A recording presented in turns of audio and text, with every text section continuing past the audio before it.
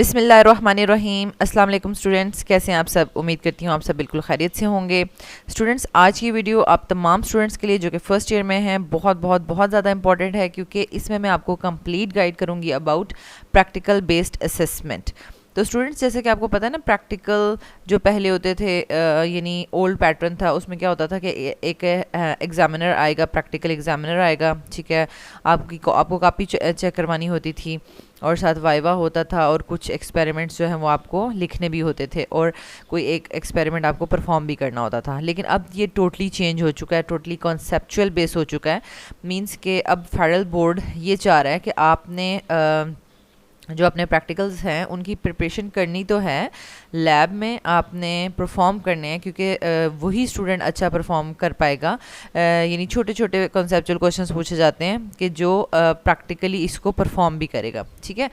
तो वो छोटी छोटी, क्योंकि देखिए जब आप सिंपल पढ़ते हैं थ्योरी, उसमें भी आपके कॉन्सेप्ट क्लियर होते हैं, लेकिन इतने नहीं जितने कि जब आप प्रैक्टिकल करते हैं तो आपके जो है वो कॉन्सेप्ट क्लियर रहते हैं। फॉर एग्जांपल, अगर हम किसी इंडिकेटर की बात करेंगे कि हमने बेस में इंडिकेटर को ऐड किया तो उसका क्या कलर आया, ठीक है, तो वो चीज़ें आपको फिर याद नहीं करनी पड़ती, रटा नहीं लगाना पड़ता, क्योंकि आपने खुद अपने हाथों से किया होता है, तो वो आप उसको अच्छे से मेमोराइज़ कर पाते हैं और कॉन्सेप्ट्स भी क्लियर कर पाते हैं। और फिर जब हमने टाइट्रेशन की तो कलर किस तरह से चेंज हो रहा है, ठीक है। तो ये सारी बातें हैं कि आपको कॉन्सेप्चुअल या एसएलओ बेस्ड लर्निंग की तरफ लेके जाया जा रहा है। दैट्स वाई इसका कंप्लीट पैटर्न चेंज हो चुका है और अभी 2024 में आपका जो है वो प्रैक्टिकल बेस्ड असेसमेंट होगा और आपने उसमें बहुत अच्छे से जो है वो परफॉर्म करना है। हम इसको स्टार्ट करते हैं। इसमें मैं आपको जो बोर्ड की तरफ से दिए गए 8 एक्सपेरिमेंट्स हैं, ठीक है, वो और उसके साथ टेस्ट या आप कह सकते हैं मॉडल पेपर्स भी सॉल्व करवाऊंगी, ताकि अगर आपको थोड़ी सी स्टेटमेंट चेंज करके दे दी जाए तो भी आप बहुत अच्छा परफॉर्म कर पाएँ, ठीक है। ये नहीं हो अब बहुत सारे स्टूडेंट्स हैं, उनका ये होगा कि बस जो हमें दे दिया गया है 8 एक्सपेरिमेंट उसी में से आएगा, लेकिन स्टेटमेंट थोड़ी सी चेंज हो सकती है। तो स्टूडेंट्स, ये देखें, आपका जो मॉडल पेपर है उसमें सेक्शन ए जो है वो 9 मार्क्स का होगा। एक ही क्वेश्चन होगा, उसके कुछ पार्ट्स होंगे, ठीक है, यानी जैसे पार्ट 1, पार्ट 2, पार्ट 3 करके, ठीक है। और वो 4 एक्सपेरिमेंट्स में से किसी एक एक्सपेरिमेंट से रिलेटेड क्वेश्चन होगा, यानी एक ही एक्सपेरिमेंट का आपको डाटा दिया जाएगा और उसी से रिलेटेड पूछा जाएगा, इसका ये बता दें, ये बता दें, ये बता दें, ठीक है। अच्छा, अब ये जो 4 एक्सपेरिमेंट्स हैं ना, इससे रिलेटेड आपको कुछ मॉडल पेपर्स भी मैं प्रिपेयर करवाऊंगी, क्योंकि ज़रूरी नहीं है कि यही जो 4 स्टेटमेंट्स हैं इन्हीं में से आए। फॉर एग्जांपल, स्टेटमेंट को थोड़ा सा न्यूमेरिकल बेस चेंज किया जा सकता है। फॉर एग्जांपल, जैसे आपने स्टोकियोमेट्री के न्यूमेरिकल्स करते हैं, आपसे कोई क्वेश्चन पूछा जाता है कि आपके पास से ये जो भी सैम्पल है 6 ग्राम्स आपने लिया है इन 1 DM³ ठीक है। ये अगर आपको एक्सपेरिमेंट फेडरल बोर्ड की तरफ से मिला है, लेकिन आपको जो पेपर है, पेपर में हो सकता है कहें कि हमने जो है वो 2.5 ग्राम्स लिया है इन 250 CM³। अब जो है वो इसके डिफरेंट क्वेश्चन, यानी मोलैरिटी फाइंड आउट कर दें, स्टैंडर्ड सॉल्यूशन बता दें, अच्छा उसके बाद इसकी परसेंटेज प्योरिटी कैलकुलेट कर दें या कुछ भी। तो अब ये देखें स्टेटमेंट थोड़ी सी चेंज हो गई है, तो जिन स्टूडेंट्स ने बिल्कुल वही 4 एक्सपेरिमेंट्स किए होंगे तो वो थोड़ा सा कंफ्यूज हो सकते हैं और उनका क्वेश्चन रॉन्ग हो सकता है। लेकिन जिन्होंने कॉन्सेप्चुअल लर्निंग की होगी, ठीक है, और उनसे उस 4 स्टेटमेंट से हट के, 4 एक्सपेरिमेंट से हट के भी थोड़ी सी प्रिपरेशन की होगी, तो उनके लिए कैलकुलेशंस करना बहुत इजी हो जाएगा, ठीक है। तो टाइम बहुत कम होता है, सिर्फ 1 आवर का ये पेपर होगा और इसमें आपको कैलकुलेशंस बहुत ध्यान से करनी है, क्योंकि गिवन स्पेस पे आपको काम करना होता है और एक दफ़ा ही करना होता है, दोबारा से आप उसको रेज नहीं कर सकते, ठीक है। तो आपने एक दफ़ा में ही अच्छे से करना है, और क्योंकि ऐसा ऐसा टाइम भी जो है वो ख़त्म हो रहा होता है, तो आप उसको दोबारा से आके देख नहीं सकते कि आपने क्या ठीक किया क्या नहीं किया। नेक्स्ट है आपके पास सेक्शन बी, उसमें आपके पास 6 मार्क्स का क्वेश्चन होता है, टोटल 15 मार्क्स का आपका प्रैक्टिकल है। इसमें भी एक ही क्वेश्चन होता है, उसके पार्ट्स होते हैं। और ये 4 जो एक्सपेरिमेंट्स आपको दिए गए हैं ना, क्रोमेटोग्राफी के 2 क्रोमेटोग्राफी के हैं, एक कॉमन आइन इफेक्ट का, एक हीट ऑफ न्यूट्रलाइजेशन का, उनसे रिलेटेड उनको बहुत अच्छे से आपने ना उनकी थ्योरी को समझ लेना है, अंडरस्टैंड करना। कोई थ्योरी नहीं आएगी, मतलब प्रोसीजर लिख दें, ये कर दें, वो कर दें, ऐसा कुछ नहीं आएगा। ऑब्जेक्टिव्स आएंगे, ठीक है। ऑब्जेक्टिव्स आपने बस ऑप्शंस में से टिक करना होगा, ठीक है। लेकिन वो इन तमाम 4 के 4 एक्सपेरिमेंट्स में से ये क्वेश्चंस होंगे, ठीक है। और ज़रूरी नहीं है कि 6 मार्क्स है तो सिर्फ 6 ही क्वेश्चंस हों, हो सकता है ज़्यादा भी हों, और 0.5 मार्क्स का ऑब्जेक्टिव भी हो सकता है, that depends on the examiner, ठीक है। तो अभी हम इसका मॉडल पेपर भी देख लेते हैं स्टूडेंट्स। अच्छा, साथ साथ आपको जो भी ऑपरेटर्स यूज़ होंगे इन एक्सपेरिमेंट्स में, ठीक है, फर्स्ट वाले जो एक्सपेरिमेंट्स हैं ये टाइट्रेशन से रिलेटेड हैं, और उसका टाइट्रेशन का ऑपरेटर्स आपको ड्रॉ करने के लिए कहा जा सकता है, या कोई और जो आपने 4 एक्सपेरिमेंट्स करने हैं उनमें से किसी भी ऑपरेटर्स की जो है डायग्राम ड्रॉ करने के लिए कही जा सकती है, ठीक है। तो स्टूडेंट्स अब हम इसको स्टार्ट करते हैं। सबसे पहले हम मॉडल पेपर देख लेते हैं ताकि आपको थोड़ा आइडिया हो जाए कि मॉडल पेपर में हमारे पास कितने मार्क्स का क्या क्या क्वेश्चन आ सकता है, फिर हम इसको सॉल्व करना स्टार्ट करते हैं। तो स्टूडेंट्स ये हमने मॉडल पेपर ओपन कर लिया है। इसकी कुछ इंस्ट्रक्शंस थी कि मतलब सेक्शन ए में कितने क्वेश्चंस होंगे, सेक्शन बी में कितने क्वेश्चंस होंगे और उसके मार्क्स कितने होंगे, वो सारा का सारा मैंने आपको बता दिया है, ठीक है। इसमें कोई भी कॉपी नहीं बनानी है, आपको कोई वाइवा नहीं होना, ठीक है। लेकिन आपको हाईली रिकमेंड किया जाता है कि ड्यूरिंग द ईयर आपने लैब में जो है वो एक्सपेरिमेंट्स को परफॉर्म ज़रूर करना है, ठीक है।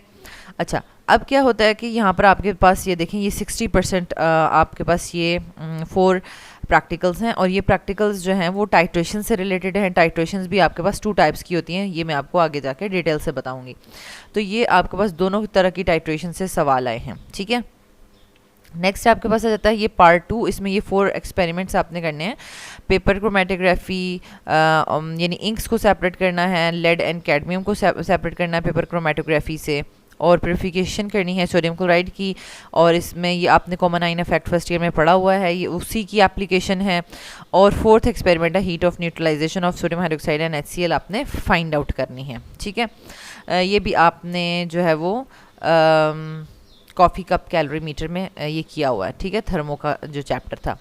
अब देखें स्टूडेंट्स, आपका पेपर इस तरीके का होगा, यानी उसमें लिखा होगा federal board of intermediate and secondary education, subject SSC 1, practical base assessment 15 marks का है, और टोटल यानी 1 आवर का है। यहाँ पर आपने अपना रोल नंबर फिल करना है, नेम ऑफ एग्जामिनेशन लिखना है, वही HSSC 1 PBA जो भी, ठीक है, सेंटर कोड, डेट, फिर आप आ जाएं यहाँ पर। ये आपका एक्सपेरिमेंट है। अब उन टाइट्रेशंस में से ना कोई एक जो है वो चाहे एसिड बेस टाइट्रेशन आपको दे दी जाए या रिडॉक्स टाइट्रेशन दे दी जाए, और कोई भी उसकी एक ख़ास स्टेटमेंट जो है वो यहाँ पर ले ली जाएगी, ठीक है। एक ही एक्सपेरिमेंट से रिलेटेड ये क्वेश्चन होगा, यानी ये सेक्शन होगा, सेक्शन है। अब देखें यहाँ पर ये एक स्टेटमेंट दी गई है, ऑपरेटर्स क्या यूज़ हो रहा है, केमिकल्स, ठीक है, और ये सारा का सारा आपको बता दिया। अच्छा, फिर आपके पास आ जाता है ये। अब आपको ना ये टेबल पढ़ना आना चाहिए, ये भी जब आपको मैं सॉल्व कराऊंगी तो आपको बताऊंगी कि ये ब्यूरिट की रीडिंग कैसे लेते हैं, ठीक है। ब्यूरिट की रीडिंग आपको आनी चाहिए, ठीक है। अच्छा, उसको आपको टेबल ब्यूरिट को देख के आपको टेबल को फिल करना, और उसके बाद उसकी मीन वैल्यू फाइंड आउट करनी आनी चाहिए, ठीक है। उसके बाद आपके पास देखें क्या लिखा हुआ है कि आपका जो इंडिकेटर है वो कलर किस तरह से चेंज करेगा, इंडिकेटर कौन सा है और वो किस तरह से चेंज कर रहा है कलर, ठीक है। अब यहाँ पर लिखा हुआ है कि अगर हम इस एक्सपेरिमेंट में मिथाइल ऑरेंज यूज़ कर रहे हैं तो मिथाइल ऑरेंज ही क्यों यूज़ कर रहे हैं, कोई और क्यों नहीं यूज़ कर रहे, ठीक है। यानी इंडिकेटर कौन सा यूज़ हो रहा है और क्यों यूज़ हो रहा है, ठीक है, उसका कलर कहाँ से कहाँ चेंज हो रहा है, ठीक है, ये आपको बात पता होनी चाहिए। नेक्स्ट आपके पास है कि आपको उस एक्सपेरिमेंट की बैलेंस केमिकल इक्वेशन लिखनी आनी चाहिए। जैसे कि अभी यहाँ पर तो इन्होंने इक्वेशन लिखी हुई है ना, यानी दोनों स्टेप्स, और हो सकता है कि ये दोनों स्टेप्स ना लिखे हों, बस सिंपल कह दिया जाए कि बैलेंस केमिकल इक्वेशन लिख दें आप। तो आपने ऊपर जो ये केमिकल्स दिए हैं ना, तो आपको पता होना चाहिए कि हमने यहाँ पर सोडियम कार्बोनेट लिया है, ठीक है, और उसके साथ हमने ये देखें HCl को रिएक्ट करवा रहे हैं, तो सोडियम कार्बोनेट का HCl के साथ आपको रिएक्शन लिखना आना चाहिए, ठीक है, ये भी आपको सिखाऊंगी। नेक्स्ट आ जाएगा, और ओवरऑल इक्वेशन लिखने के जो है वो आपके पास 1 मार्क्स है। उसके बाद कैलकुलेशन आ जाती है। अब ये देखें, इक्वेशन जब आप लिख लेंगे ना, तो इक्वेशन से आप यानी बेस के कितने नंबर ऑफ मोल्स हैं और एसिड के कितने नंबर ऑफ मोल्स हैं वो भी आप यहाँ पर कैलकुलेट कर सकते हैं, ठीक है। इक्वेशन लिखी हुई है तो आप उससे यहाँ पे लिख लें, ये भी 1 नंबर का मींस के बहुत छोटे छोटे और इजी क्वेश्चंस हैं, लेकिन अगर आपका कॉन्सेप्ट क्लियर होगा तो एकदम ही आप तकरीबन 20 to 25 मिनट्स में सारा पेपर सॉल्व कर सकते हैं और करेक्टली सॉल्व कर सकते हैं, ठीक है। लेकिन अगर कॉन्सेप्ट नहीं बिल्डअप हुए तो मिस्टेक भी हो सकती है, ठीक है। तो अब नेक्स्ट देखें आपके पास क्या लिखा हुआ है कि calculate the molarity of sodium carbonate. अब ये फाइंड आउट करनी है, फार्मूला बी दिया हुआ है, अगर नहीं दिया तो हम कर लेंगे, तो क्योंकि मोलैरिटी के लिए यही फार्मूला बार बार यूज़ हो रहा है, ठीक है। नहीं दिया हुआ तो ये हम सीख लेंगे कि इसी से होता है। उसके बाद क्या है कि ये जो ए पार्ट में हमने जो आंसर निकाला है उसको यूज़ करते हुए हमने स्ट्रेंथ फाइंड आउट करनी है, ठीक है। पहले मोलैरिटी और उसके बाद स्ट्रेंथ फाइंड आउट करनी है, और उसके बाद परसेंटेज प्योरिटी कैलकुलेट करनी है, और यहाँ पर रिजल्ट लिख देना है। देखें परसेंटेज प्योरिटी कैलकुलेट करने का एक नंबर, इसका एक नंबर, तो ये सारे आप मतलब आपके पास चॉइस नहीं है, आप उस सारा का सारा सॉल्व करना है। फिर आ जाए सेक्शन बी में, आपको पास जो एक्सपेरिमेंट्स दिए हुए थे, ठीक है, उनसे रिलेटेड आपको ऑब्जेक्टिव जो है वो दिया जाएगा। तो ये आपके पास ये देखें, chromatogram of a mixture is shown in a figure, यानी अब जिन स्टूडेंट्स ने एक्सपेरिमेंट्स परफॉर्म किए होंगे उनको पता होगा कि इस तरीके से जब हम क्रोमेटोग्राम रन करते हैं, ठीक है, क्रोमेटोग्राफिक टैंक में, तो हमारे पास इस तरह से डिफरेंट कलर्स आ जाते हैं, ठीक है।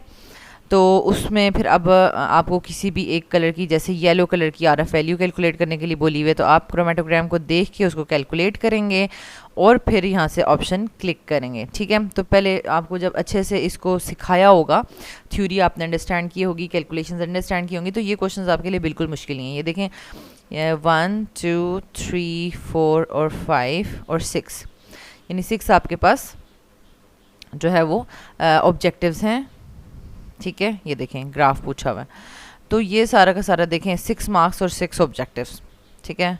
और 0.5 के भी दिए जा सकते हैं, तो वो फिर ज़्यादा ऑब्जेक्टिव हो जाएंगे, ठीक है। तो ये था हमारे पास सारा का सारा मॉडल पेपर। तो स्टूडेंट्स देखें, आपने मॉडल पेपर जो है वो मतलब बहुत इजी है, ऑब्जेक्टिव टाइप है, कोई थ्योरियाँ नहीं लिखनी, कुछ नहीं करना, ठीक है। सिंपल जस्ट मैथमेटिकल सा पेपर होगा आपका, ठीक है। तो अगर हम सेक्शन ए की प्रिपरेशन स्टार्ट करते हैं स्टूडेंट्स, जो कि टोटल 9 मार्क्स का है, साथ साथ मैं आपको टिप्स एंड ट्रिक्स बताऊंगी और चीज़ों को आपस में रिलेट करूंगी ताकि आपको चीज़ें याद रह जाएँ, ठीक है। तो अब हमारे पास देखें सेक्शन ए में जो है ना वो सब टाइट्रेशन है। तो सबसे पहले हम देख लेते हैं टाइट्रेशन होती क्या है, ठीक है। It is the process of determining the exact volume of one solution which reacts completely with the definite volume of another solution. अब क्या होता है कि आपके पास, यानी हमने बेसिकली मैं आपको अगर इजी वर्डिंग में बताऊं तो टाइट्रेशन से हम बेसिकली कंसंट्रेशन ऑफ अननोन जो भी सब्सटेंस होता है उसको हम फाइंड आउट करते हैं, ठीक है। यानी फॉर एग्जांपल हमारे पास 2 सॉल्यूशंस हैं, ठीक है, एक की मोलैरिटी नोन होगी और एक की मोलैरिटी नोन नहीं है। मोलैरिटी नोन होने का मतलब है कि जिसकी मोलैरिटी नोन है तो उसको हम कहेंगे कि ये इसकी कंसंट्रेशन हमें पता है, ठीक है। कंसंट्रेशन और मोलैरिटी एक ही चीज़ होती है, ठीक है। और मोलैरिटी मींस कंसंट्रेशन क्या होते हैं, कंसंट्रेशन क्या होती है, मोल्स पर डीएम क्यूब, यानी कितने मोल्स 1 डीएम क्यूब में पड़े हुए हैं, तो ये कंसंट्रेशन होती है सॉल्यूशन की, इसी को हम मोलैरिटी भी कहते हैं, ठीक है। और अब क्या होता है कि हम जो है वो जो हमारे पास टाइट्रेशन का जो ऑपरेटर्स होता है, ठीक है, ये टाइट्रेशन का ऑपरेटर्स है।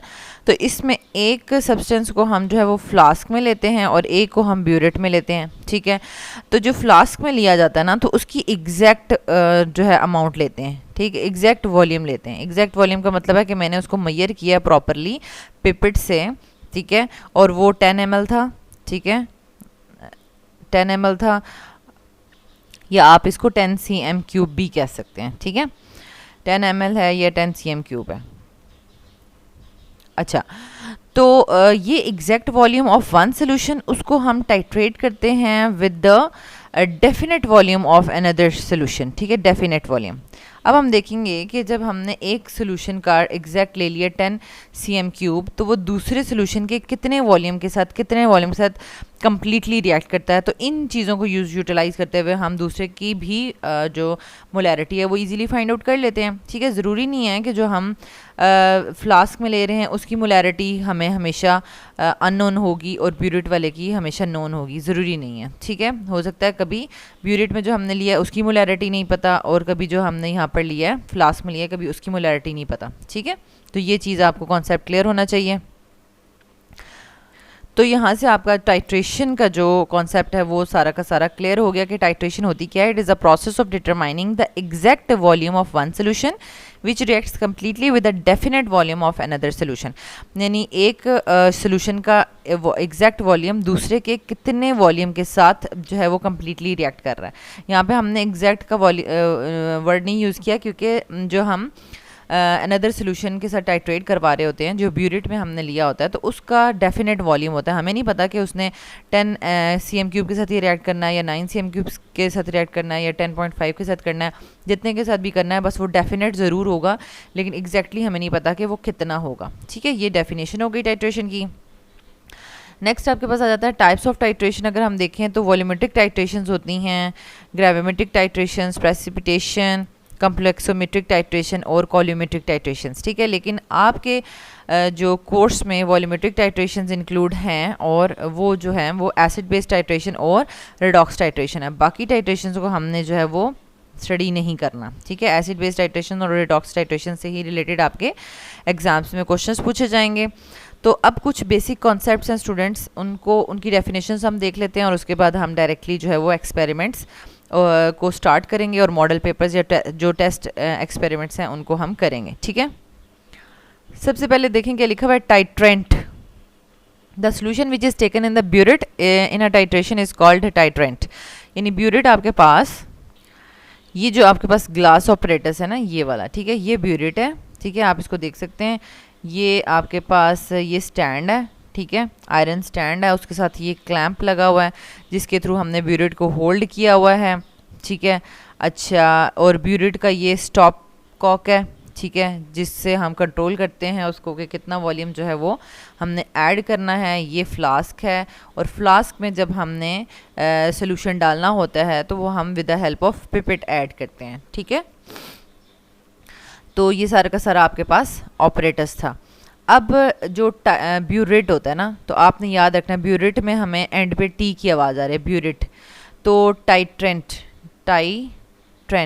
टाइट्रेंट में भी एंड पे टी की आवाज़ है. ठीक है, और ब्यूरेट में भी टी की आवाज़ है. तो अब आपको याद करने में आसानी हो जाएगी कि ब्यूरेट में जो है हम जो भी सोल्यूशन लेते हैं उसको हम टाइट्रेंट कहेंगे और उसका उल्ट जो होगा फ्लास्क में उसको हम टाइट्रेंड कहेंगे, टाइट्रेंड डी. ठीक है,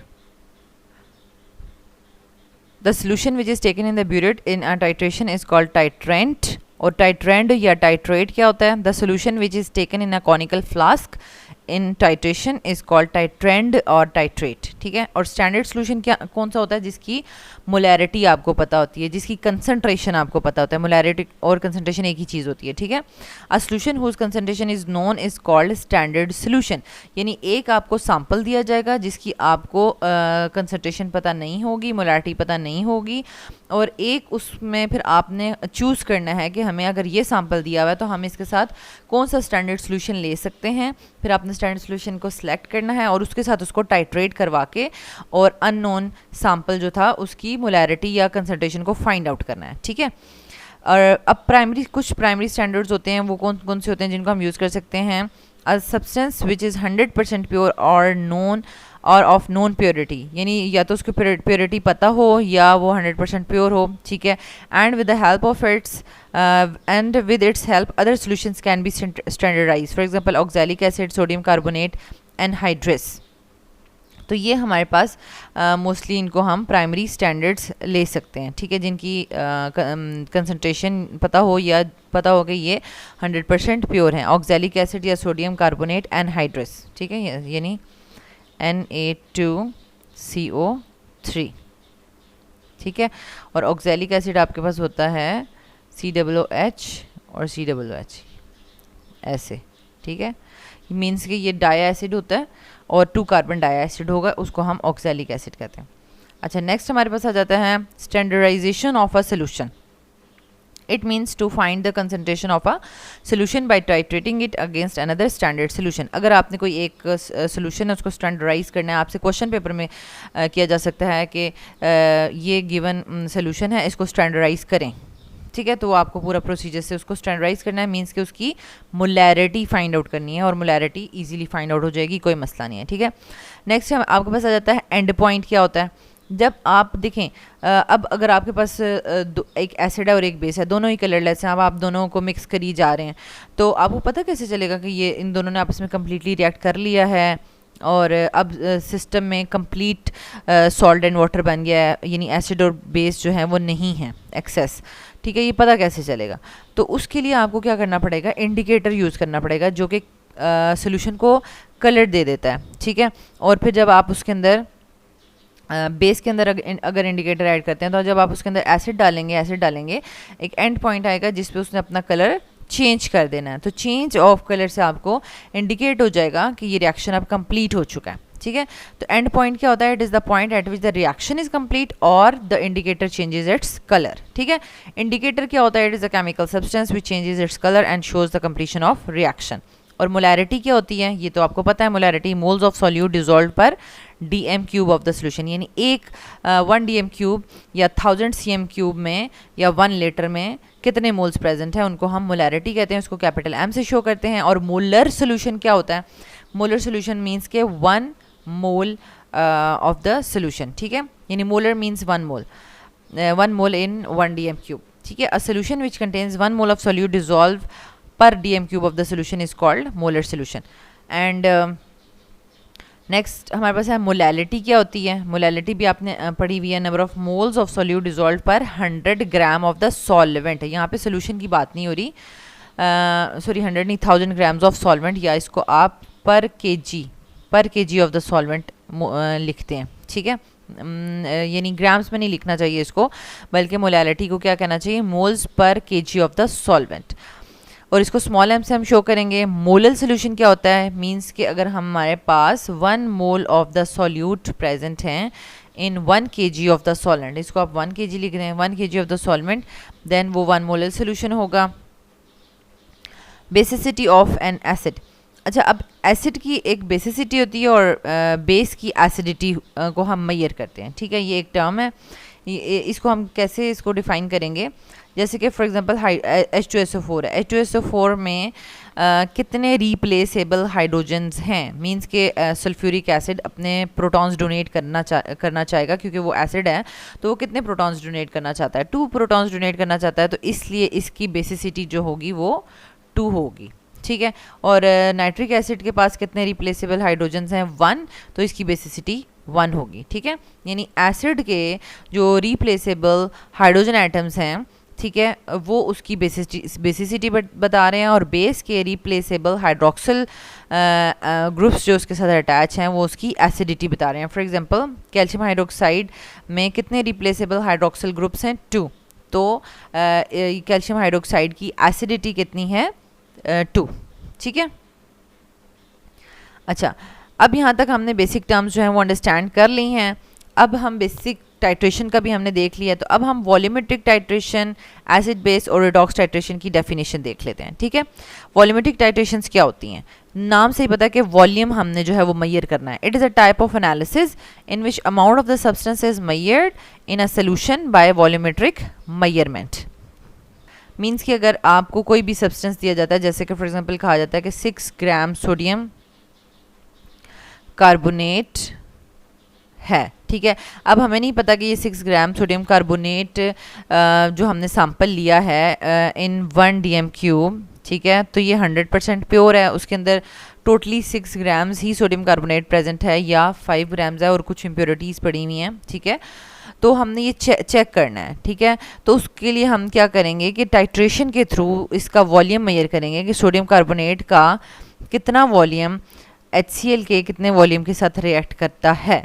ठीक है, तो ये जो हम वॉल्यूम मेजरमेंट के through amount of the substance find out कर रहे हैं ना, यानी 6 ग्राम जो हमने सैंपल लिया है उसमें सोडियम कार्बोनेट एक्चुअल में कितना है, उसकी अमाउंट कितनी है, क्या 5.5 ग्राम है, 5.6 ग्राम है, 5.9 ग्राम है, या कितनी है? ठीक है, या 100% प्योर है तो 6 ग्राम ही होगी। ठीक है, तो वो जो हम अमाउंट ऑफ सब्सटेंस मेजर कर रहे हैं बाय मेजरिंग इट्स वॉल्यूम, क्योंकि हम सोडियम कार्बोनेट का वॉल्यूम देख रहे हैं, वो कितने, उसका वॉल्यूम HCl के कितने वॉल्यूम के साथ रिएक्ट कर रहा है, तो ये वॉल्यूम मेजरमेंट्स के थ्रू जो हम एनालिसिस कर रहे हैं, तो इसको हम वॉल्यूमेट्रिक टाइट्रेशंस कहेंगे। ठीक है, देखें अब इसकी definition, it is a type of analysis in which the amount of the substance is measured in a solution by volume measurement. ठीक हो गया।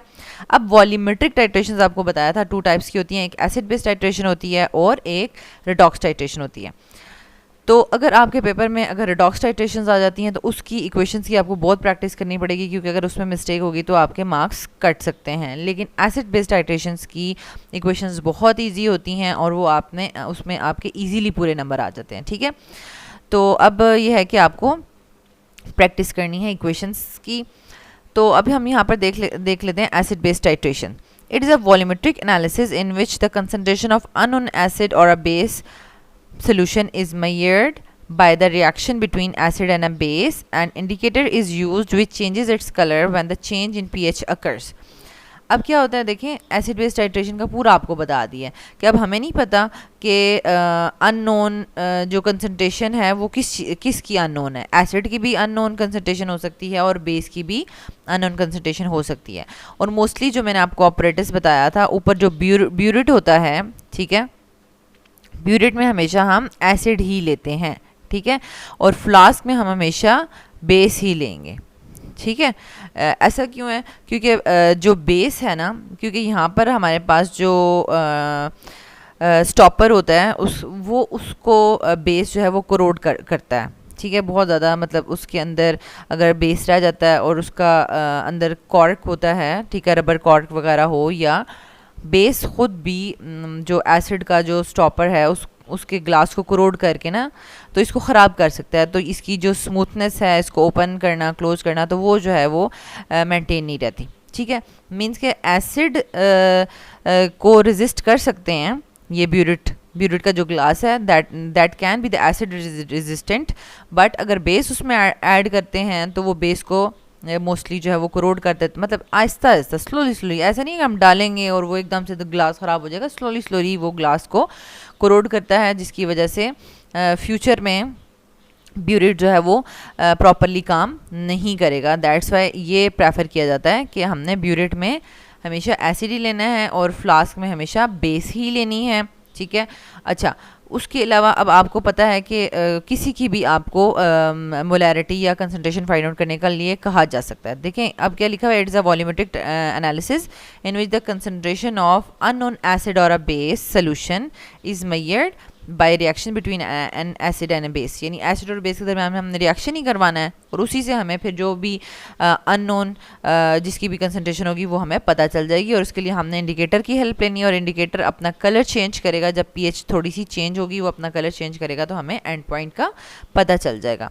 तो इसी तरीके से अब आप देख सकते हैं रिडॉक्स टाइट्रेशंस की डेफिनेशन क्या होती है। It is a volumetric analysis in which concentration of unknown oxidizing और रिड्यूसिंग एजेंट इज मेजर्ड। अब रिडॉक्स टाइट्रेशन में आपके पास दो चीज़ें होती हैं, एक ऑक्सीडाइज, यानी उसमें रिडॉक्स आपको नाम से पता है कि रिडक्शन और ऑक्सीडेशन हो रही है। ठीक है, रिडक्शन और ऑक्सीडेशन हो रही है, तो जिसमें जो ऑक्सीडाइज हो रहा होता है, ठीक है, खुद सब्सटेंस, तो वो रिड्यूसिंग एजेंट होता है। ठीक है, और जो रिड्यूस हो रहा होता है तो वो ऑक्सीडाइजिंग एजेंट एक्ट करता है। ठीक है, तो ऑक्सीडाइजिंग एंड रिड्यूसिंग एजेंट्स में से किसी की अननोन, कोई एक की जो कंसंट्रेशन है वो अननोन होगी। ठीक है, उस अननोन कंसंट्रेशन को हम फाइंड आउट कर सकते हैं by measuring the reaction between the oxidizing and reducing agents, यानी उनके हमने वॉल्यूम्स को मेजर करना है कि रिड्यूसिंग एजेंट का वॉल्यूम ऑक्सीडाइजिंग एजेंट के कितने वॉल्यूम के साथ कम्प्लीटली रिएक्ट किया है, और फिर अननोन जो भी हमारे पास सब्सटेंस होगा, चाहे वो ऑक्सीडाइजिंग एजेंट हो या रिड्यूसिंग एजेंट हो, तो उसकी हम जो है वो कंसंट्रेशन फाइंड आउट कर लेंगे। ठीक है, और रिडॉक्स टाइट्रेशन में आप देखेंगे कि मोस्टली आप KMnO4 को एज ऑक्सीडाइजिंग एजेंट लेंगे। ठीक है, और वही जो है वो सेल्फ इंडिकेटर एक्ट करता है। ठीक है, पर्पल से कलर का होगा, वही सेल्फ इंडिकेटर एक्ट करेगा। हमने एडिशनली कोई भी इंडिकेटर ऐड नहीं करना रिडॉक्स टाइट्रेशंस में। ठीक है, रिडॉक्स टाइट्रेशंस में आप कोई भी रिड्यूसिंग एजेंट लेंगे और उसके साथ KMnO4 को रिएक्ट करवाएंगे, ऑक्सीडाइजिंग एजेंट, और जो कि इटसेल्फ आप कह लें कि इंटरनल या सेल्फ इंडिकेटर यूज़ होगा। एक्सटर्नली आपको कोई भी इंडिकेटर डालने की ज़रूरत नहीं है। ठीक है, तो यहाँ तक आपको थ्योरी बेसिकली बता दी गई कि पूरा जो सेक्शन ए में आपसे पूछा जाएगा वो टाइट्रेशन से रिलेटेड पूछा जाएगा। टाइट्रेशंस जो हैं वो डिफरेंट तरीके की होती हैं, लेकिन आपसे वॉल्यूमेट्रिक टाइट्रेशंस का ही पूछा जाएगा, जो कि 2 तरह की होती हैं, एसिड बेस्ड टाइट्रेशन और रेडॉक्स टाइट्रेशंस। ठीक है, तो अब स्टूडेंट्स कुछ टेबल फॉर्म में मैंने कुछ चीज़ें जो है ना वो एसिड बेस्ड टाइट्रेशन की और रिडॉक्स टाइट्रेशन की कंपाइल की हुई हैं, और इनकी पीडीएफ भी मैं आपको सेंड कर दूंगी ताकि आप इनको प्रिंट्स निकाल लें और आप इनको अच्छे से मेमोराइज कर लें। ठीक है, एसिड बेस्ड टाइट्रेशंस में ये तो मैंने आपको ऑपरेटर्स पहले से बता दिया। ठीक है, अब एसिड बेस्ड टाइट्रेशन में आपने कब फिनोफ्थलीन इंडिकेटर यूज़ करना है और कब मिथाइल ऑरेंज इंडिकेटर यूज़ करना है। ठीक है, अब बेसिकली होता क्या है कि हर इंडिकेटर जो होता है ना उसकी अपनी एक ख़ास पीएच रेंज होती है जिस पे वो अपना कलर चेंज शो करता है। जैसे कि फिनोफ्थलीन की पीएच रेंज है 8 to 10। ठीक है, तो इट मीन्स कि 8 to 10 आपको पता चल रहा है कि ये बेसिक उसमें आ रहा है ना, बेसिक पीएच में आ रहा है। तो इसका मतलब है कि जब आप स्ट्रॉन्ग बेसिस यूज़ करेंगे ना, स्ट्रॉन्ग बेसिस जैसे सोडियम हाइड्रोक्साइड, पोटेशियम हाइड्रोक्साइड, तो उसमें आपने फिनोफ्थलीन इंडिकेटर को यूज़ करना होगा। ठीक है, अब फिनोफ्थलीन इंडिकेटर का आप कलर नोट कर लें। ये फिनोफ्थलीन इंडिकेटर है।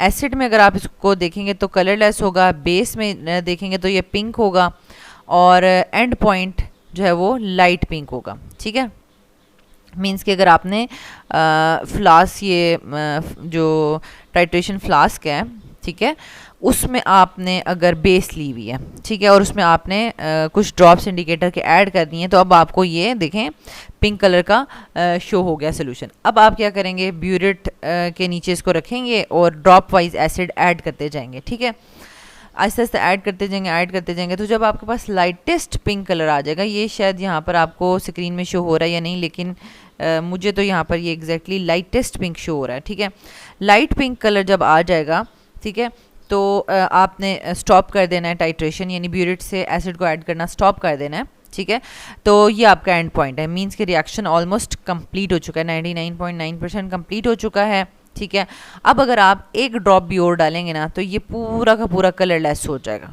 ठीक है, पूरा का पूरा क्या होगा, कलरलेस हो जाएगा, क्योंकि सोल्यूशन में एसिड की अमाउंट ज़्यादा हो चुकी है। ठीक है, ज़्यादा हो चुकी है, अब सोल्यूशन में एसिड हो गया। ठीक है, इस बीकर में एसिड ज़्यादा हो गया, और एसिड में आपको पता है कि फिनोफ्थलीन कौन सा कलर देता है, कलरलेस, तो वो पूरा का पूरा कलरलेस हो जाएगा। ठीक है, यानी स्टार्ट में पूरे का पूरा फ्लास्क में बेस ही प्रेजेंट थी, एसिड था ही नहीं, लेकिन जब आप थोड़ा सा एसिड डालते हैं तो इसमें जो बेस है वो यूटिलाइज हो जाती है। फॉर एग्जांपल अगर मैं कहती हूँ इसमें आपने 5 cm³ जो है वो बेस डाली हुई है, तो आप अगर 1 cm³ डालेंगे एसिड, तो अब क्या होगा कि 5 में से 1 cm³ ऑफ बेस एसिड के साथ कम्प्लीटली रिएक्ट कर लेगी, और अब आपके पास सिस्टम में क्या प्रेजेंट होगा, बेस 4 cm³ बच गई है। ठीक है, फिर आप अनदर 1 cm³ ऑफ एसिड डालेंगे, फिर बेस और थोड़ी कम हो गई, और थोड़ी कम हो गया, और फिर एक टाइम आएगा बिल्कुल लाइटेस्ट पिंक जब कलर शो होगा, तो इसका मतलब है कि अब इसमें सारी की सारी बेस जो थी उसने सारे के सारे एसिड जो आपने डाला है उसके साथ कंप्लीट रिएक्ट करके सॉल्ट एंड वाटर बना दिया है। ठीक है, बिल्कुल लाइटेस्ट पिंक आ जाएगा। ठीक है, तो अब क्या होगा कि अब आप ज़रा सा भी एसिड ब्यूरेट में से ऐड करेंगे तो वो ये शो करेगा कि अब सिस्टम में एसिड की अमाउंट ज़्यादा हो गई है। बेस तो कम्प्लीटली रिएक्ट करके सॉल्ट एंड वाटर बना चुकी थी। ठीक है, सॉल्ट एंड वाटर बना चुकी थी, अब आपने जो ब्यूरेट से ऐड किया है वो एसिड है, और एसिड में फिनोफ्थलीन जो है वो कलरलेस शो होता है, तो आपके पास वो कम्प्लीटली सोल्यूशन जो है वो कलरलेस हो जाएगा। ठीक है, नेक्स्ट आप देखें, ये होती हैं एसिड बेस्ड टाइट्रेशंस, और नेक्स्ट आपके पास एसिड बेस्ड टाइट्रेशंस में आपने कब जो है वो मिथाइल ऑरेंज यूज़ करना है। तो अब देखिए मिथाइल ऑरेंज की जो होती है क्या कहते हैं पीएच की रेंज, वो है 3.1 से लेकर 4.4 तक। ठीक है, इसमें इसने अपना कलर चेंज करना होता है। तो अब ये देखें, ये पीएच रेंज आपके पास अगर पीएच स्केल में देखें तो ये अगर बेस के अकॉर्डिंगली देखें, बेस के अकॉर्डिंगली, ठीक है, पूरा बेस का स्केल देखें तो बेस 14 पे स्ट्रॉन्ग होती है, 7 पे वीक होती है, और अगर 0 की तरफ आएँ तो बहुत ज़्यादा वीक बेस होगी। तो वीक बेस अगर आप यूज़ कर रहे हैं तो आपको मिथाइल ऑरेंज यूज़ करना है। ठीक है, वीक बेसिस में आपके पास क्या आ जाता है, sodium carbonate, sodium bicarbonate, potassium carbonate, potassium bicarbonate, lithium carbonate, तो ये वीक बेसिस हैं। ठीक है, तो वीक बेसिस अगर आप यूज़ करेंगे तो आपने मिथाइल ऑरेंज इंडिकेटर यूज़ करना है, ठीक है, क्योंकि इसका पीएच स्केल क्या है 3.1 टू 4.4, जो कि वीक बेस के लिए बेस्ट है और उसमें वो अपना कलर चेंज अच्छे से शो कर पाएगा। अब यहाँ पर देखें आपने बेस ली हुई है फ्लास्क में, क्योंकि ऑलरेडी मैं आपको ये बता चुकी हूँ पीछे कि आपने फ्लास्क में हमेशा बेस ही लेनी है, ठीक है। बेस लिया है, उसमें थोड़ा सा आपने मिथाइल ऑरेंज इंडिकेटर डाला है, तो अब ये देखें ये थोड़ा सा येलोइश सा सोल्यूशन नज़र आ रहा है आपको, ठीक है। अब आप क्या करेंगे, इस पे जो है वो ब्यूरिट से एसिड थोड़ा थोड़ा सा ऐड करते जाएंगे और उसको शेक करते जाएंगे, ठीक है, उसको शेक करते जाएंगे। तो पहले तो आप एसिड जब ऐड करते जाएंगे, शेक करते जाएंगे, तो वो कलर अभी आपको येलो ही नज़र आएगा, ठीक है। जब आपका कंप्लीट रिएक्शन कंप्लीट हो जाएगा तो एंड पॉइंट पे आपको कलर जो है वो ऑरेंज रेड सा नज़र आएगा, ठीक है। यहाँ पर तो शायद आपको पिक्चर में ये पिंक सा नज़र आ रहा है, लेकिन कंप्लीट ऑरेंज भी नहीं होता, ऑरेंज का जो रेड सा शेड होता है, ठीक है, जिसमें थोड़ा सा रेड का भी होता है कलर शेड, तो वो उस तरीके से ऑरेंज रेड सा ये एंड पॉइंट आपको मिल जाएगा, ठीक है। अच्छा, अब ये आ जाए रिडॉक्स टाइट्रेशंस। रिडॉक्स टाइट्रेशंस में मैंने आपको बताया कि आपने रिड्यूसिंग एजेंट कोई भी होगा, ठीक है, वो भी हम देख लेंगे कौन कौन से रिड्यूसिंग एजेंट्स हो सकते हैं, लेकिन ऑक्सीडाइजिंग एजेंट तो आपने KMnO4 ही यूज़ करना है, ठीक है। KMnO4 पर्पल से कलर का होता है, ठीक है, डार्क पर्पल से कलर का, और KMnO4 जो है वो as a self indicator use होता है, तो एडिशनल कोई भी आपने इंडिकेटर नहीं डालना, ठीक है। तो ये आपके पास रिड्यूसिंग एजेंट था पहले, ठीक है, जो कि आपने फ्लास्क में लिया हुआ था रिड्यूसिंग एजेंट। अब आप उसमें आहिस्ते आहिस्ते करके जो है वो KMnO4 ऐड करते जा रहे हैं ब्यूरिट में से, ठीक है। तो वो जब आप 1 या 2 ड्रॉप्स डालेंगे, फिर शेक करेंगे इसको फ्लास्क को, तो वो एकदम से पर्पल से कलर का है, तो पर्पल सा कलर डिसअपियर हो जाता है, तो वो दोबारा से ऐसे ट्रांसपेरेंट हो जाया करेगा, करते करते करते करते एक टाइम आएगा जब एंड पॉइंट पे जब आप उसको शेक करेंगे तो उसका लाइट पिंक जो है वो परसिस्ट कर जाएगा, वो अब ख़त्म नहीं हो रहा। अब यहाँ पर आपने स्टॉप कर देना है, ये नहीं कि आप ढेर सारा डाल दें और जैसा KMnO4 पर्पल है आपका ये पूरा सोल्यूशन पर्पल ही हो जाए, ठीक है। तो वो आपका जो टाइट्रेशन जो है वो रॉन्ग हो जाएगी, ठीक है। आपने बिल्कुल ड्रॉप वाइज ऐड करना है और आपने उस जगह पे रोक देना है जब आपका लाइटेस्ट पिंक जो है कलर अब डिसअपियर नहीं हो रहा, ट्रांसपेरेंट नहीं हो रहा, बस आपने वहाँ पर स्टॉप कर देना है और यही आपका एंड पॉइंट है, ठीक है। रिडॉक्स टाइट्रेशन में जब पर्पल कलर का ऑक्सीडाइजिंग एजेंट KMnO4 आप डालते जाएंगे ब्यूरिट से, तो लाइट पिंक कलर जब आ जाएगा तो आपने रिएक्शन स्टॉप कर देना है, ठीक है, टाइट्रेशन स्टॉप कर देनी है, वही आपका एंड पॉइंट होगा, ठीक है। तो यहाँ तक आपको मैंने कंप्लीट टाइट्रेशन से रिलेटेड बता दिया कि टाइट्रेशन करते क्यों हैं, क्योंकि हमें किसी भी एक अननोन सोल्यूशन की मोलैरिटी फाइंड आउट करनी होती है, ठीक है। तो अगर एसिड्स और बेसिस को आपस में रिएक्ट करवा रहे हैं, ठीक है, और किसी भी एसिड या बेस की मोलैरिटी फाइंड आउट करनी है या कंसंट्रेशन, तो उसको हम एसिड बेस्ड टाइट्रेशन कहते हैं। लेकिन अगर हम रिड्यूसिंग एजेंट को ऑक्सीडाइजिंग एजेंट से रिएक्ट करवा रहे हैं और इनमें से किसी की मोलैरिटी या कंसंट्रेशन फाइंड आउट करना चाह रहे हैं, तो उसको हम रिडॉक्स टाइट्रेशंस कहते हैं। एसिड बेस्ड टाइट्रेशंस में आपको इंडिकेटर ऐड करना होता है, फेनोफ्थलीन ऐड करेंगे जब आपके पास स्ट्रॉन्ग बेसिस होंगी, मिथाइल ऑरेंज ऐड करेंगे जब आपके पास वीक बेसिस होंगी, ठीक है। अच्छा, उसके कलर चेंजेस भी बता दिए आपको। अच्छा, फिर रिडॉक्स टाइट्रेशंस में आपको कोई एडिशनल इंडिकेटर ऐड नहीं करना। KMnO4 जो कि ऑक्सीडाइजिंग एजेंट है वो इटसेल्फ क्या एक्ट करता है, वो इंडिकेटर सेल्फ इंडिकेटर एक्ट करता है, ठीक हो गया। अब मैं आपको यहाँ पर एक टेबल की फॉर्म में बताने वाली हूँ कि आपसे यानी कौन कौन से आपके पास कम्बिनेशंस हो सकते हैं। यानी अगर आपके पास एसिड बेस्ड टाइट्रेशंस में आपने देखें ये जो है ना वीक बेस को वीक एसिड के साथ रिएक्ट करवाना, ये आपने नहीं करना एसिड बेस्ड टाइट्रेशन में, क्योंकि देखें नाम से ही पता चल रहा है कि एक एसिड भी वीक है और बेस भी वीक है, तो वो कम्प्लीटली आयनाइज भी नहीं होंगे, अपने प्रोटॉन्स और हाइड्रोक्सिल्स प्रोड्यूस भी नहीं करेंगे और वो आपस में रिएक्शन भी कंप्लीट नहीं होगा, तो हम उसको नहीं कर पाएंगे, ठीक है। अननोन जो सोल्यूशन है उसकी कंसंट्रेशन नहीं फाइंड आउट कर पाएंगे। तो इसलिए दोनों वीक जो है वो उनको हमने अवॉइड करना है। सिंपल हमने ये 3 सिचुएशंस हो सकती हैं कि स्ट्रॉन्ग एसिड को स्ट्रॉन्ग बेस के साथ आप रिएक्ट करवा दें। तो स्ट्रॉन्ग बेसिस अगर होंगी, आपको पता है स्ट्रॉन्ग बेसिस होंगी, तो उसके लिए हमने फेनोफ्थलीन ही यूज़ करना है और उसका बेस में कलर पिंक होता है, एसिड में कलरलेस होता है, लेकिन हमने कलरलेस से थोड़ा सा पहले लाइट पिंक पे हमने एंड पॉइंट जो है उस पर रिएक्शन को स्टॉप कर देना है, ठीक है। अच्छा, जब आपसे एंड पॉइंट पूछा जाएगा तो आपने लाइट पिंक ही लिखना है फिनोफ्थलीन का। अच्छा, फिर आप देख लें रिडॉक्स टाइट्रेशंस में क्या होता है।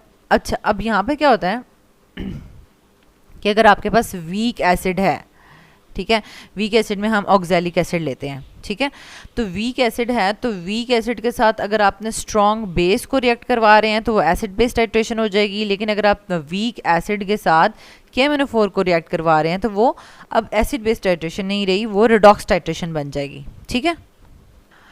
और इसका आपको बता दें कि इंडिकेटर यानी KMnO4 जो पर्पल कलर का सेल्फ इंडिकेटर एक्ट करता है, और रिड्यूसिंग एजेंट में तो उसका कोई कलर नहीं होता, मतलब कलर जो है वो डिसअपियर हो जाएगा ना। जैसे ही आप रिड्यूसिंग एजेंट में KMnO4 ऐड करेंगे, उसको शेक करेंगे तो दोबारा से कलर लेस हो जाया करेगा। लेकिन जब एंड पॉइंट आएगा तो वो लाइटेस्ट पिंक होगा और उस पर आपने रिएक्शन स्टॉप कर देना है, ठीक है।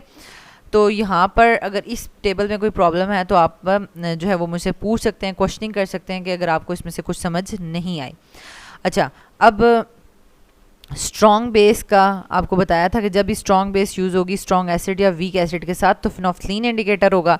लेकिन अगर वीक बेस होगी स्ट्रॉन्ग एसिड के साथ, ठीक है, जैसे कि सोडियम कार्बोनेट हमारे पास वीक बेस है और HCl स्ट्रॉन्ग एसिड है, तो हमने मिथाइल ऑरेंज इंडिकेटर यूज़ करना है और उसका बेस में कलर येलो होता है और उसका एसिड में कलर भी ऑरेंज रेड होता है और एंड पॉइंट भी उसका ऑरेंज रेड ही है, ठीक है। जैसे ही आपको ऑरेंज रेड कलर थोड़ा सा शो होता है तो आपने उसको स्टॉप कर देना है। तो ये हमारे पास एग्जांपल्स आ जाती हैं एसिड बेस्ड टाइट्रेशंस की, कि हमारे पास यानी स्ट्रॉन्ग एसिड्स के साथ वीक बेसिस कौन कौन सी आपने प्रैक्टिस करनी है बैलेंस केमिकल इक्वेशन लिखने के लिए, और स्ट्रॉन्ग एसिड के साथ स्ट्रॉन्ग बेसिस की कौन कौन सी इक्वेशंस आपने लिखनी है, ठीक है। यानी ये आपके पास sodium carbonate, sodium bicarbonate, potassium bicarbonate वगैरह आप स्ट्रॉन्ग एसिड्स के साथ आप उसको रिएक्ट करवा सकते हैं या स्ट्रॉन्ग एसिड्स को स्ट्रॉन्ग बेस के साथ रिएक्ट करवा सकते हैं। और अगर आपके पास वीक एसिड है तो उसके मैंने आपको 2 पॉसिबिलिटीज़ बताई थी कि अगर आप उसको वीक एसिड को स्ट्रॉन्ग बेस के साथ रिएक्ट करवाते हैं तो ये एसिड बेस टाइट्रेशन हो जाएगी, और अगर KMnO4 के साथ रिएक्ट करवाते हैं तो वो रिडॉक्स टाइट्रेशन में चला जाएगा, ठीक है। और रिडॉक्स टाइट्रेशन में आपके पास किस किस्म के रिड्यूसिंग एजेंट्स हो सकते हैं जिनकी आपने प्रैक्टिस करनी है बैलेंस्ड केमिकल इक्वेशन लिखने के लिए, यानी ऑक्सैलिक एसिड हो सकता है, और इसी ऑक्सैलिक एसिड के आपके पास सोडियम ऑक्सलेट या पोटेशियम ऑक्सलेट भी हो सकते हैं, और मोहर सॉल्ट है, और फेरस सल्फेट 7 वाटर मॉलिक्यूल्स के साथ, ठीक है, freshly prepared ferrous sulphate solution. तो ये आपके पास 5 टाइप्स के जो आपके पेपर में दिए जा सकते हैं पॉसिबिलिटीज़ हैं, वो आपसे पूछी जा सकती हैं, ठीक है। तो यहाँ तक आपको कंप्लीट जो है वो मैंने टाइट्रेशन से रिलेटेड बता दिया। अब नेक्स्ट वीडियो में जो है वो आपको एक्सपेरिमेंट नंबर 1 और उसके टेस्ट्स, फिर उससे अगली वीडियो में एक्सपेरिमेंट नंबर 2 और उससे रिलेटेड टेस्ट मॉडल पेपर्स, ठीक है, और फिर 3 और 4 यानी 4 इसके अलावा 4 जो वीडियोस होंगी वो सेक्शन 1 को कंप्लीट करेंगी, ठीक है। और मॉडल पेपर आपने देख लिया था, मॉडल पेपर में आप देखेंगे आपसे टाइट्रेशन का जो है टॉपिक उससे रिलेटेड क्या क्या पूछा जा सकता है। उससे रिलेटेड आपको जैसे कि अब ऑपरेटर्स तो नहीं पूछेंगे, प्रोसीजर भी नहीं पूछेंगे, क्योंकि एक ही प्रोसीजर बार बार हम रिपीट कर रहे हैं कि अभी हम इसको देख लेंगे, लेकिन यह है कि प्रोसीजर सबका एक ही जैसा है, ठीक है। अब एक में हम 6 ग्राम ले रहे हैं, अगले एक्सपेरिमेंट में हम 2 ग्राम ले रहे हैं, तो प्रोसीजर वही 4-5 स्टेप्स का है, तो इसलिए वो भी नहीं पूछेंगे। तो जो चीज़ें पूछी जाएंगी जिनके मार्क्स हैं वो यहाँ पर लिस्ट बनी हुई है, तो उस पर आपने इम्पॉर्टेंटली उसके ऊपर आपने फोकस करना है ताकि आपके जो है वो प्रैक्टिकल में फुल मार्क्स आ सकें 15/15। देखें, ब्यूरेट की रीडिंग आपको लेनी आनी चाहिए। अगर किसी स्टूडेंट ने ब्यूरेट की रीडिंग, यानी वो जो ब्यूरेट के आपके पास इस तरह से बना होता है कि आपका कहाँ तक फिल हुआ हुआ है, ठीक है, कहाँ तक फिल हुआ हुआ है, तो वो आपने ब्यूरेट की रीडिंग करेक्टली लेनी है, ठीक है। और उसके बाद उसका मीन वॉल्यूम जो है वो एसिड का फाइंड आउट करना है, ठीक है। अगर वो रॉन्ग होगी तो आगे तो सारी कैलकुलेशन रॉन्ग हो जाएंगी, ठीक है, ये रॉन्ग नहीं होनी चाहिए। अच्छा, फिर आपके पास आ जाता है इंडिकेटर। इंडिकेटर का तो मैंने ऑलरेडी आपको बता दिया सारा का सारा कि किस टाइट्रेशन में कौन सा इंडिकेटर यूज़ होगा और उसका कलर कैसे चेंज हो रहा है, ठीक है। अच्छा, फिर आपके पास बैलेंस केमिकल इक्वेशन बहुत बहुत बहुत इंपॉर्टेंट, क्योंकि अगर इक्वेशन ही आपने बैलेंस नहीं लिखी और उससे जो N1 और N2 टू की वैल्यूज़ निकल रही हैं वही अगर रॉन्ग हो जाती हैं तो फिर तो आगे मोलैरिटी भी रॉन्ग, जो अमाउंट आप निकालेंगे वो भी रॉन्ग, परसेंटेज प्योरिटी है वो भी रॉन्ग। तो इसलिए ये चीज़ गलत नहीं होनी चाहिए। बैलेंस केमिकल इक्वेशन या ब्यूरेट की रीडिंग करेक्ट होगी तो आगे सारे के सारे स्टेप्स करेक्ट होंगे। नेक्स्ट हमारे पास आ जाता है जब आप बैलेंस केमिकल इक्वेशन लिख देते हैं, ठीक है, N1 N2 की वैल्यू आ जाती है तो उसके बाद आप इजीली जो मोलैरिटी आप फाइंड आउट कर सकते हैं, मोलैरिटी फाइंड आउट करें या कंसंट्रेशन फाइंड आउट करें या स्टैंडर्डाइज करें सोल्यूशन को। ये तीनों टर्म्स एक ही चीज़ के लिए यूज़ हो रही हैं, ठीक है, यानी उसके लिए हम इक्वेशन यूज़ करते हैं M1V1 over N1 is equals to M2V2 over N2, ठीक है। तो अब यहाँ पर अगर हमारे पास बेस है, यहाँ पर एसिड है, अब हमें मतलब पता होगा एक्सपेरिमेंट में कि हमें बेस की मोलैरिटी फाइंड आउट करनी है या एसिड की फाइंड आउट करनी है, बाकी क्वेश्चन को हम अरेंज कर लेंगे, ठीक है। अच्छा, नेक्स्ट है आपके पास आपसे पूछा जा सकता है कि आप स्ट्रेंथ फाइंड आउट करें। स्ट्रेंथ का वर्ड यूज़ किया जा सकता है, स्ट्रेंथ, ठीक है। स्ट्रेंथ क्या होती है? Strength of a solution, strength होती है ग्राम्स पर डीएम क्यूब। जैसे मोलैरिटी होती है ना मोल्स पर डीएम क्यूब, इसी तरह स्ट्रेंथ होती है ग्राम्स पर डीएम क्यूब। या इसको हम ये भी कह सकते हैं कि find out the amount of a substance पर डीएम क्यूब। अमाउंट जो होती है ना, अमाउंट को हम ग्राम्स में ले रहे होते हैं, ठीक है। या उसके लिए कहा जा सकता है find out the mass of a sample पर डीएम क्यूब, ठीक है। मैथ पूछा जा सकता है, अमाउंट पूछा जा सकता है, स्ट्रेंथ पूछा जा सकता है। तो ये सारा का सारा जो है वो हमें पूछा जा सकता है। पर डीएम क्यूब भी पूछा जा सकता है या पर 500 सीएम क्यूब या पर 250 सीएम क्यूब, जो भी आपका डिजायर्ड वॉल्यूम आपसे पूछा जाएगा आपने उससे रिलेटेड उसका स्टेप कर देना है।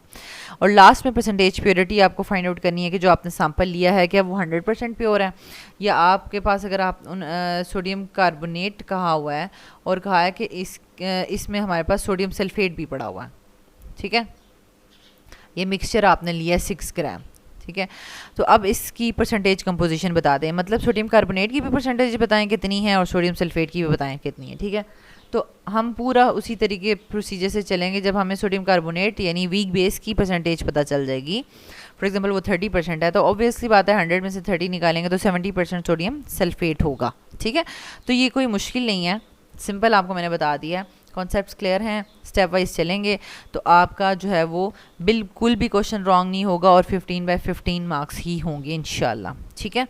लेकिन यह है कि आपने प्रैक्टिस ज़रूर करनी है, अपने हाथ से आपने कैलकुलेशंस की थोड़ी प्रैक्टिस करनी है और बैलेंसिंग इक्वेशन की बहुत प्रैक्टिस करनी है। अगर आपके पेपर में रिडॉक्स टाइट्रेशन का अगर आ जाता है तो रिडॉक्स की इक्वेशंस मुश्किल हैं, मैं आपको बता रही हूँ, ठीक है, as compare to acid base. तो इतनी भी मुश्किल नहीं है कि हमें बिल्कुल आएंगी ही नहीं, लेकिन बिल्कुल जैसे होता है ना हलवा इक्वेशन, जैसे कि मैं आपसे कहूँ कि स्ट्रॉन्ग बेस को स्ट्रॉन्ग एसिड के साथ रिएक्ट करवा दें। अब ये कितनी आसान है भाई, मतलब ये आपने 9th-10th में भी पढ़ी हुई है कि NaCl और वाटर, यानी इसमें क्या मुश्किल है। लेकिन रिडॉक्स टाइट्रेशंस की इक्वेशंस ऐसी नहीं है, ठीक है, वो थोड़ी सी डिफ़िकल्टी लेवल है उसका। लेकिन अगर आप 1 2 3 5 6 दफ़ा 10 दफ़ा आप प्रैक्टिस कर लेंगे तो आप एग्जैक्टली लिख पाएंगे इंशाल्लाह, ठीक है। तो स्टूडेंट्स यहाँ तक आपको कंप्लीट जो है वो मॉडल पेपर भी डिस्कस कर लिया, टाइट्रेशन का पूरा जो है वो थ्योरी बता दी कि टाइट्रेशन होती क्या है, करते कैसे हैं, कैसे इंडिकेटर होता है, उसका कलर चेंज होता है, किसके लिए कौन सा इंडिकेटर यूज़ करना है, ईच एंड एवरीथिंग आपको जो बेसिक चाहिए थी इन्फॉर्मेशन वो सब का सब जो है वो यहाँ पर एक्सप्लेन कर लिया गया, ठीक है। अब नेक्स्ट वीडियो में जो है वो हम एक्सपेरिमेंट नंबर 1 और उसके जो टेस्ट और मॉडल पेपर्स हैं वो डिस्कस करेंगे। अगर आपको इसमें से कुछ समझ नहीं आया तो आप मुझे जो है वो मैसेज करके कमेंट करके आप पूछ सकते हैं। Thank you so much students, अल्लाह ताला आपको बहुत आसानियाँ अता फरमाए और आसानियाँ तकसीम करने का शर्फ अता फरमाए। Thank you.